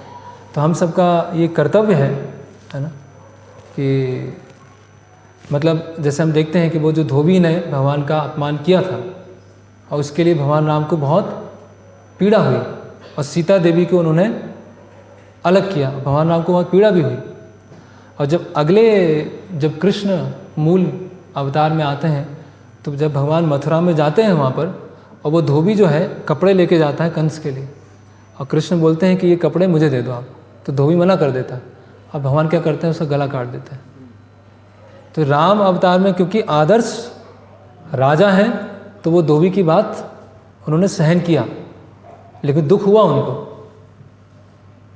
कि सीता देवी के ऊपर ऐसे आरोप लगाए जा रहे हैं, उससे भगवान राम दुखी हैं।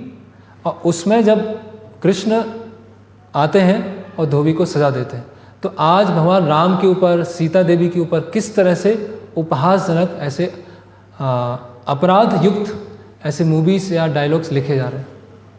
तो अगर हम उन चीज़ को देख कर, सुनकर हमें लग रहा है कि ठीक है, वो तो मतलब क्या है, वो कोई डिवोशन नहीं है, कोई भक्ति नहीं है, बस रामनवमी के दिन, मंगलवार के दिन, शनिवार के दिन, दशहरे के दिन बस थोड़ा सा हम जय श्री राम या हनुमान चालीसा पढ़ लेते हैं, लेकिन पूरे समाज में इतने बड़े स्तर पर ये सब हो रहा है, उसमें हम चुपचाप बैठे हुए। तो सब वाल्मीकि रामायण को पढ़ें, उसका प्रचार करें, और जो इस तरह से लोग बोल रहे हैं उनकी बोलती को बंद करें। हरे कृष्णा। किसी का कोई प्रश्न है, कोई जिज्ञासा है तो पूछ सकते हैं। एक स्पिरिचुअल लीडर के थ्रू सुना है कि रावण का वध करने के बाद भगवान श्री राम 1 वर्ष के लिए पश्चाताप करने के लिए हिमालय पर उसका वो करते हैं, पश्चाताप करते हैं। क्या ऐसा सत्यता है? प्रश्न ये है कि एक किससे सुना है? मूर्ख व्यक्ति से। एक मूर्ख व्यक्ति से सुना कि भगवान राम ने रावण को मारने के पश्चात 1 साल का पश्चाताप किया हिमालय जाकर। कहाँ पर? वाल्मीकि रामायण में लिखा हुआ।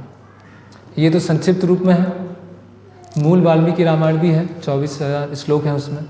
अलग अलग पुराणों में भी रामायण है, वहाँ कहीं भी ऐसा नहीं लिखा। रावण का सौभाग्य है, अब खुद देखिए, थोड़ा सा और हम देखते हैं।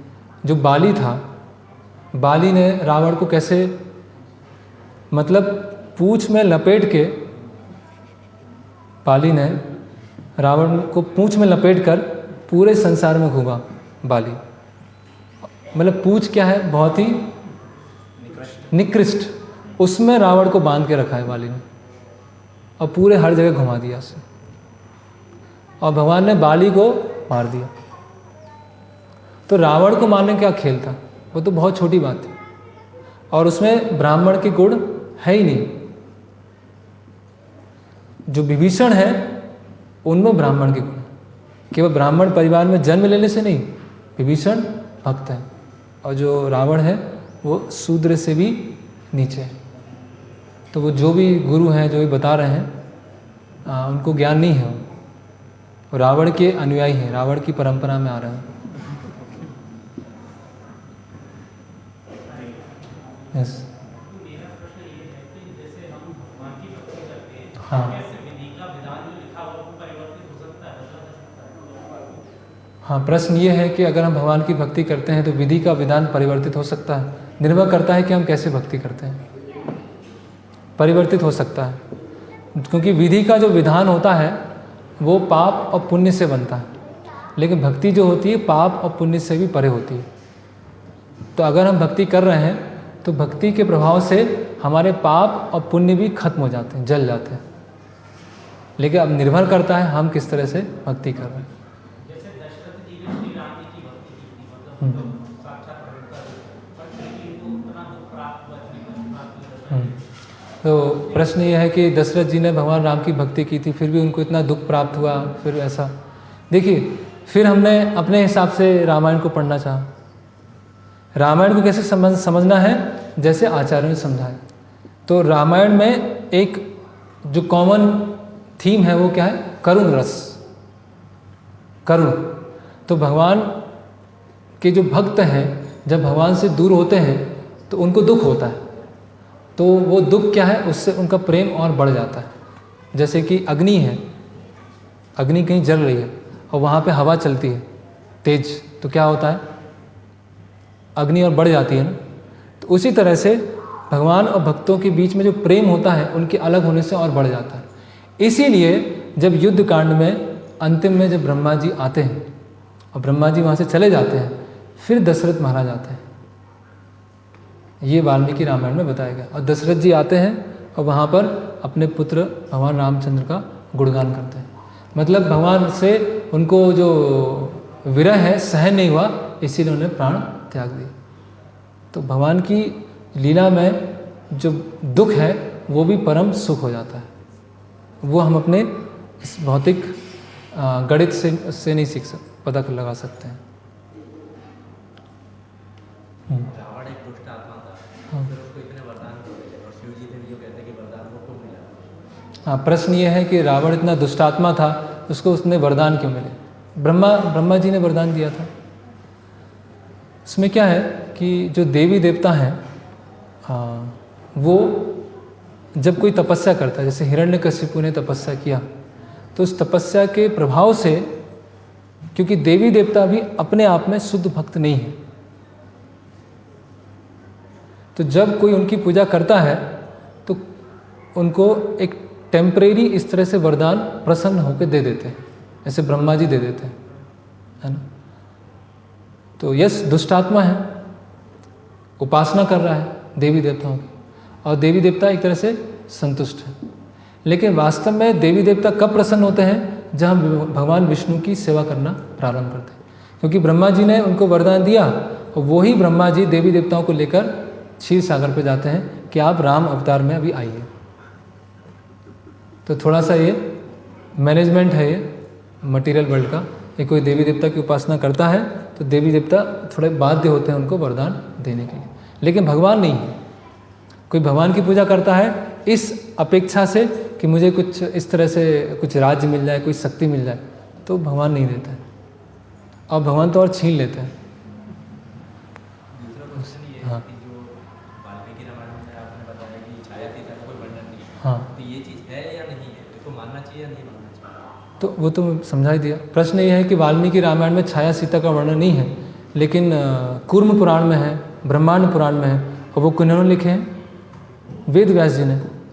तो वेद व्यास जी भी ऑथोरिटी हैं और वाल्मीकि मुनि भी ऑथोरिटी हैं, तो एक्सेप्ट करते हैं। यस, एक पीछे कोई पूछना चाह रहे थे, एक मिनट।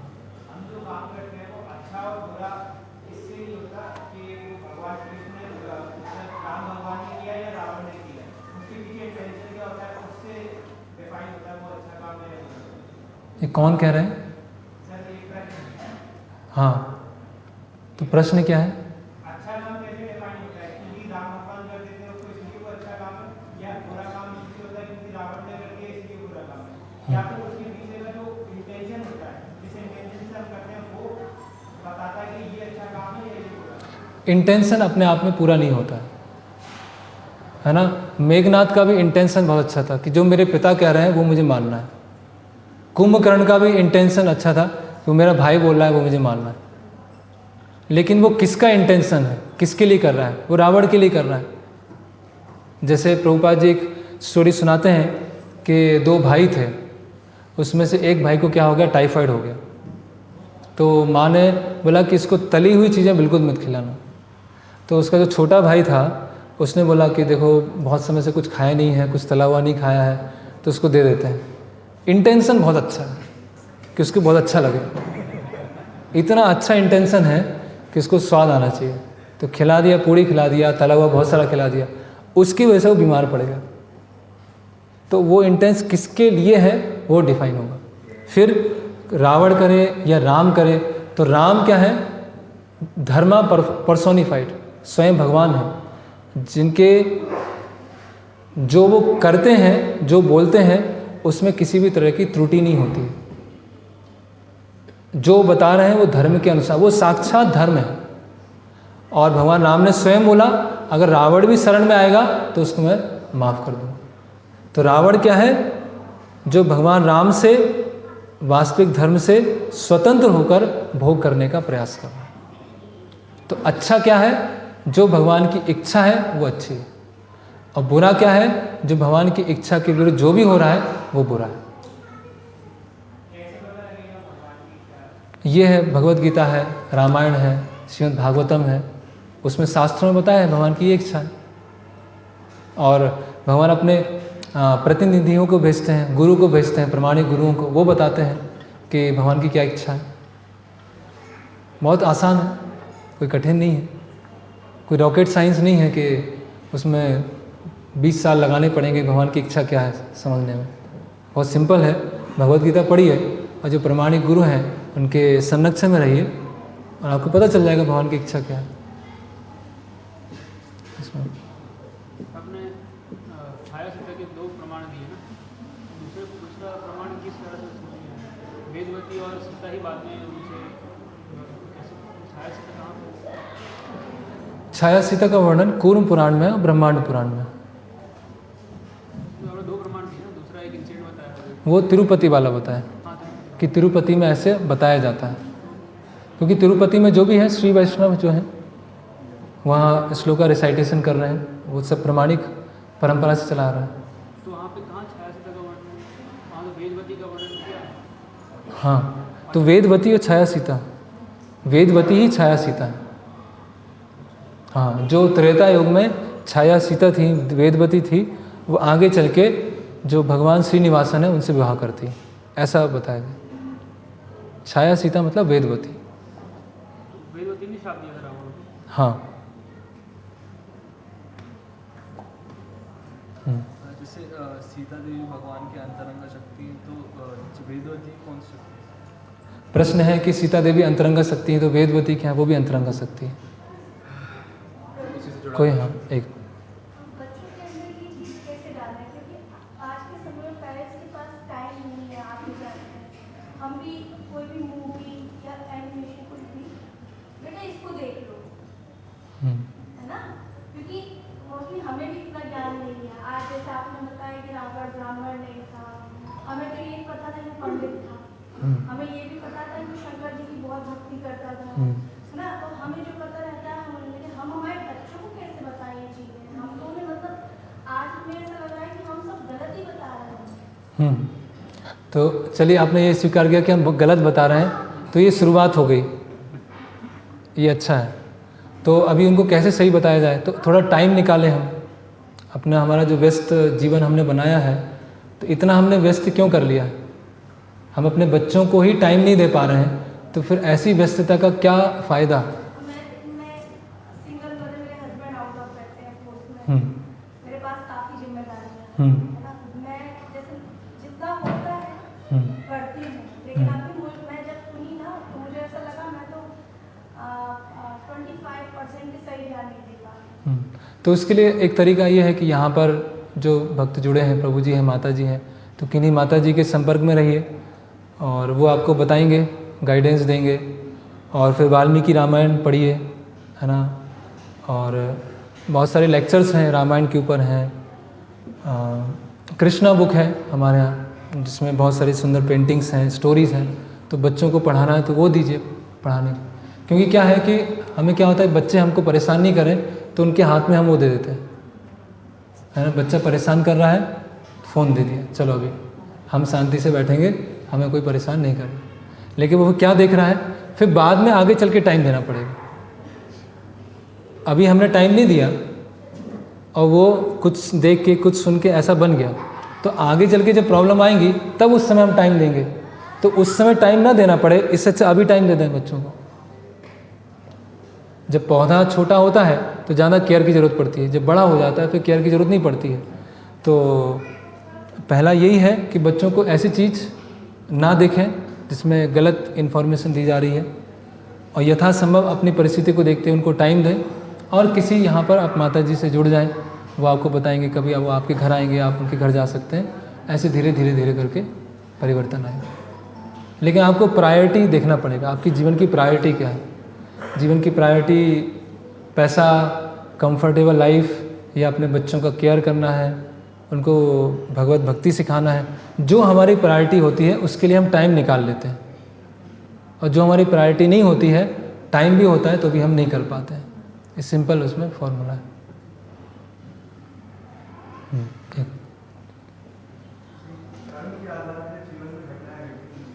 जी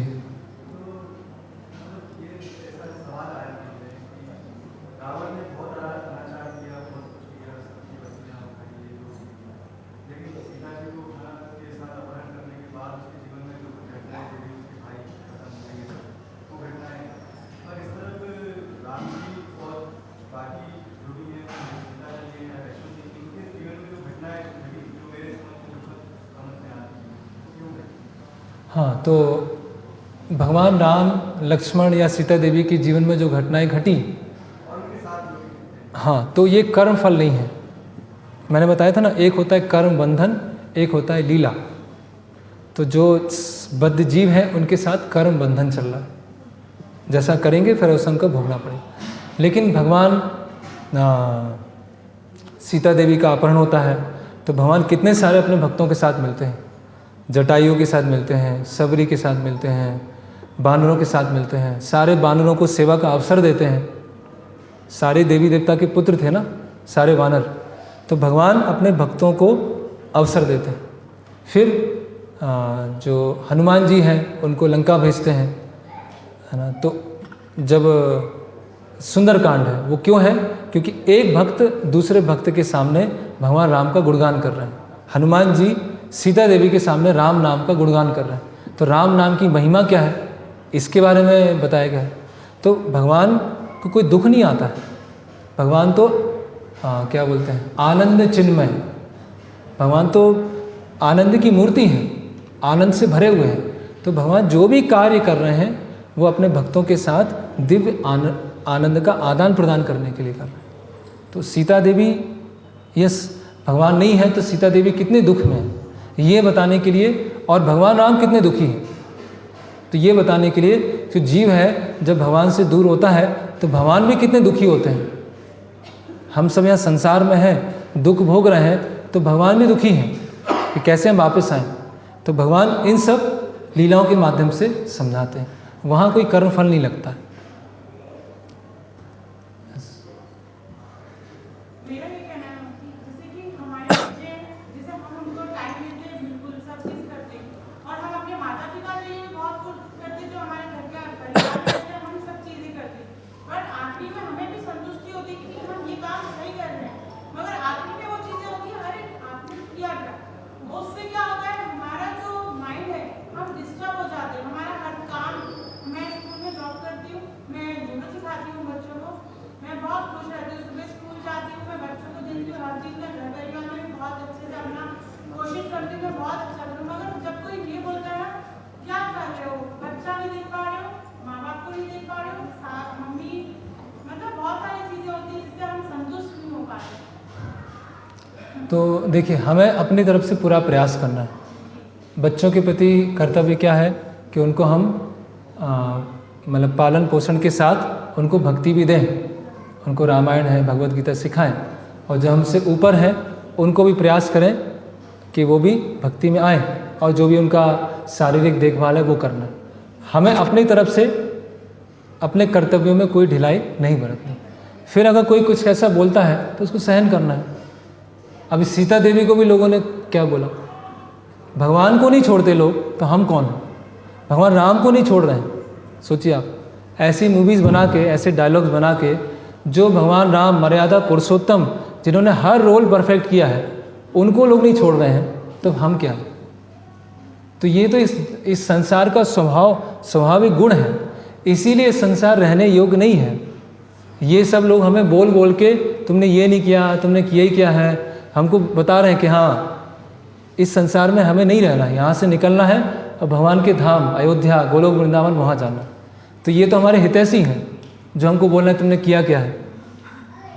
अच्छा है, हमको अगर हमारी बड़ाई करेंगे तो हमको लगेगा कि हाँ अच्छा है, बढ़िया, हमें अच्छी तरह से, लेकिन तो हमें बढ़िया बात बता रहे हैं, हमें यहाँ रहने की इच्छा ही नहीं होगी। बोले क्यों आ गया मैं, क्यों आ गई यहाँ, है ना। सब करने के बाद भी ऐसा हो रहा है तो फिर हम देखेंगे अच्छा भगवान राम के साथ भी हुआ, सीता देवी के साथ हुआ। तो संसार का स्वभाव ही ऐसा है। यहाँ से निकलो, अब भगवान के धाम वापस आओ। जी, प्रभु जी, भगवान कृष्ण का सिमरन से ज़्यादा उनका स्मरण ज़्यादा, मैंने सुना है कि ज़्यादा अच्छा होता है कि अगर हम भगवान को याद करें तो अपने सारे जो पाप होते हैं वो मतलब कट ही जाते हैं, तो हमें किसी भी जन्म में भोगने नहीं पड़ते हैं। तो फिर जो हम चैंटिंग करते हैं तो उसमें कभी कभी है ना मन नहीं लगता है, कभी परेशानी होती है, तो उस चीज़ को हम स्मरण में कैसे करें, बिना चैंटिंग करते तो शास्त्रों में बताया गया है कि भगवान का स्मरण ज़्यादा अच्छा होता है भगवान का नाम लेने से, क्योंकि इससे सारे पाप खत्म हो जाते हैं। शास्त्रों में दिया है, ऐसा बताया गया है कि भगवान का स्मरण ज़्यादा पावरफुल होता है, ऐसा दिया है। लेकिन स्मरण कौन कर पाता है? जिसका मन प्योर है। हाँ, तो किसके लिए कौन सी दवाई है? मेडिकल स्टोर में बहुत सारी दवाई होगी, कोई कम बीमार है उसके लिए दवाई है, उसके लिए हर पेशेंट के लिए एक ही दवाई नहीं होगी। तो कलयुग के लोगों के लिए स्मरण है ही नहीं, क्योंकि स्मरण करने बैठेंगे तो पता नहीं कहाँ वर्ल्ड टूर पर निकल जाएंगे। भगवान के अलावा बाकी सब चीज़ें आएंगी। एक साधु थे, उन्होंने बोला कि जब ध्यान में बैठो तो बंदर को मत सोचना, बंदर के बारे में मत सोचना बिल्कुल भी। तो बैठे तो एक बंदर आया, फिर दूसरा बंदर आ गया, फिर तीसरा बंदर आ गया, और पूरी बानर सेना आ गई। तो कलयुग के लोग स्मरण कर ही नहीं सकते। स्मरण होता है शुद्ध मन से, और वो होता था सतयुग में, है ना, ध्यान की विधि कब थी? सतयुग में। कलयुग के लोग के लिए कीर्तन मतलब चैंटिंग। तो जो हम अभी जो प्रैक्टिस कर रहे हैं शुद्ध भक्त बनने के लिए, तो क्या हम सतयुग में जाने के लिए प्रिपरेशन कर रहे हैं? नहीं, अल्टीमेटली हम जब जप करेंगे तो जप करने से धीरे धीरे धीरे हम शुद्ध होंगे, हमारा स्मरण भी आने लगेगा, और इसी जीवन में या कलयुग में भी हम भगवान के धाम जा सकते हैं। सतयुग में जाने का प्रयास नहीं कर रहे हैं, हम भगवान के धाम जाने का प्रयास कर रहे हैं, और चैंटिंग जो है उसके लिए सर्वश्रेष्ठ विधि है कलयुग की।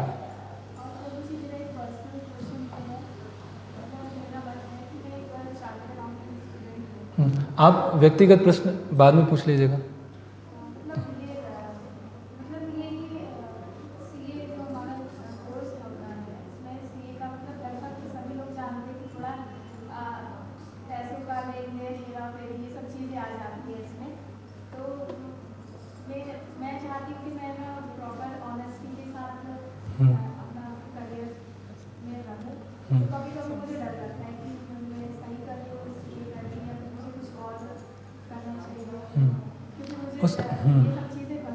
ये किसी भी व्यापार में है कि हम कोई व्यापार कर रहे हैं, कुछ कार्य कर रहे हैं, तो उसमें कुछ ब्राइबरी होती है, कुछ है ना, बहुत सारी अलग अलग चीज़ें हैं, तो उसमें क्या करें?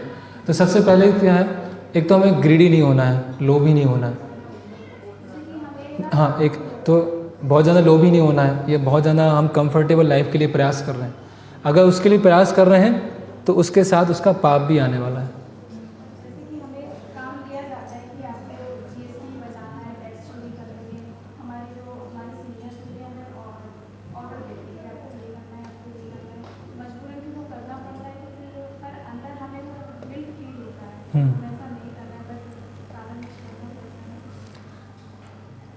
एक्चुअली ऐसा प्रश्न है कि लॉन्ग टर्म में फिर हमें कुछ चेंज करना पड़े, लॉन्ग टाइम में अपना डायरेक्शन, कुछ जॉब है या कुछ, उसके बारे में भी चर्चा करनी पड़ेगी। और मुख्य यही है कि अपना जीवन हम सरल रखें, बहुत ज़्यादा ग्रीड ना हो, बहुत बड़े बड़े एम्बिशंस ना हो, और अपने जीविकोपार्जन के लिए या परिवार के पालन पोषण करने के लिए और कुछ इमरजेंसीज़ के लिए जितना हमें आवश्यक हो उतना ही हम ग्रहण करें, है ना। अपने दूसरों के हाथ की वो नहीं बन जाए, हम कठपुतली नहीं बन जाए कि दूसरे जिस तरह से कराना चाहते हैं वैसे हम करें। जितना हमें ईमानदारी से, जितना हमें आवश्यक है उतना करें, बाकी फिर अभी बुरा लगता है तो उसमें क्या कर सकते हैं, सबको तो संतुष्ट नहीं किया जा सकता है। अभी व्यवहारिक रूप से करेंगे, कैसे करेंगे वो फिर व्यक्तिगत रूप से चर्चा कर सकते हैं। आपने बताया कि रावण को वेदवती का श्राप था कि अगर तुम कभी भी किसी स्त्री के साथ दुराचार करोगे तुम्हारी मृत्यु संभव, और वेदवती ही छाया सीता है। तो ये श्राप छाया सीता, आपने बताया कि जब रावण उनको अपहरण करने वाला था उससे पहले ही छाया सीता का भगवान ने वो कर दिया था, उन्हें बनाया था, प्रकट कर दिया था। तो ये कब हुआ फिर, ये श्राप कब लगा रावण को? श्राप तो पुराणों में बताया गया है कि जब रावण इस तरह से अलग अलग जगह जाता था, देवताओं के लोग जाता था, तब उस समय श्राप लगा था। वो तो उससे पहले की घटना है। हाँ, और छाया सीता से हमें फिर ये नहीं समझना है कि वहाँ पर वेदवती थी, सीता देवी ही थी। उसको समझने के दो दृष्टिकोण हैं। वाल्मीकि रामायण में छाया सीता नहीं है। सीता देवी ने लंका में जाके इतनी मतलब क्या बोलते हैं, इतना उनका अपमान हुआ, इतना टॉर्चर किया गया, तो वो सब सहन किया, किस लिए? भगवान राम से दूर है इसलिए। तो वो कम नहीं कहलाएगा, वो बहुत महान उन्होंने कष्ट लिया। तो वेदवती बस एक कॉन्सेप्ट समझाने के लिए। जैसे अगर कोई रावण की पक्ष में होता है, जैसे रामायण, और अगर वो भगवान को याद करके उनको जो भी काम होता है वो, फिर रावण के पक्ष में क्यों है वो? अगर रावण के पक्ष में है और भगवान राम को स्मरण करके कार्य करता है, तो वो रावण के पक्ष में क्यों है वो? हो गया प्रश्न।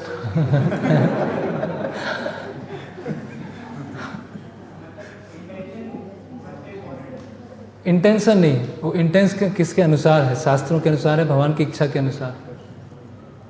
जो तालिबानी होते हैं उनकी भी इंटेंशन बहुत अच्छी होती है। जो आतंकवादी से पूछेंगे तो आपकी इंटेंशन कैसी है, हमारी इंटेंशन है हाँ सब जगह खुशहाली हो, जो ऐसे लोग बैठे हुए हैं जो देशद्रोही हैं उनको हमें हटाना है। तो टेररिस्ट की भी इंटेंशन बहुत अच्छी है, जो आर्मी मैन है उनकी भी इंटेंशन अच्छी है, दो इंटेंशन वाले आपस में भिड़ गए। तो ऐसे नहीं होता, केवल इंटेंशन से नहीं होता, उसका आधार क्या है, आप किसकी बात मान रहे हैं, आप रावण की बात मान रहे हैं अच्छे इंटेंशन से या राम की बात मान रहे हैं अच्छे इंटेंशन से, उस पर निर्भर करेगा। ठीक है, यहाँ पे हम समाप्त करेंगे। हरे कृष्णा। श्रील प्रभुपाद की जय। भगवान श्री रामचंद्र की, श्री श्री सीताराम लक्ष्मण हनुमान की, श्री रामचंद्र विजय उत्सव की, निताय गौर प्रेमानंदे।